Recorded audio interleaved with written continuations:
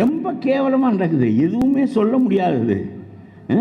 தேவடியார் தெருவில் பத்தினி மோசமானவங்க என்பது போல் இன்றைய நிலைமை இருக்கிறது என்பது தான் முக்கியமானது. இதில் நம்முடைய சகாயம் ரொம்ப நேர்மையாக இருந்து வெளியே வந்தார் பாருங்கள், அதுதான் இதில் சிறப்பு.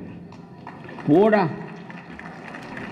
இதற்கு துணை போவதை விட நான் வெறும் ஆளாக வீதியில் திரிவது நல்லது என்று ஒரு தீமைக்கு துணை போக மாட்டேன் என்று சொல்லுகின்ற மனிதன் தலையாய மனிதன். சகாயம் செய்த தப்பு என்ன என்றால், கோவணம் கட்டாத ஊரில் கோவணம் கட்டிய பைத்தியக்காரன். 20 தடவை தப்பு செய்த ஒருவனை நீதிமன்றம் ஒவ்வொரு தடவும் ஜாமீனில் விட்டு கொண்டிருந்தால் அப்போ அண்ணா பல்கலைக்கழகத்துக்கு நுழைவானா மாட்டானா? 21வது தடவை ஜாமீனில் வரலாம்ல. ஹிஸ்ட்ரி சீட்டரையெல்லாம் பிடித்து ஒழுங்குபடுத்தி அவனை உள்ளே வைக்கின்ற தன்மை நம்முடைய நீதிமன்றத்துக்கு இல்லையே. அன்றைக்கு மக்களெல்லாம் படிக்காதவர்களாக இருந்தார்கள், தலைவர்களெல்லாம் படித்தவர்களாக இருந்தார்கள். இப்பொழுது மக்களெல்லாம் படித்தவர்களாக இருக்கிறார்கள், தலைவர்களெல்லாம் பொக்கைகளாக இருக்கிறார்கள்.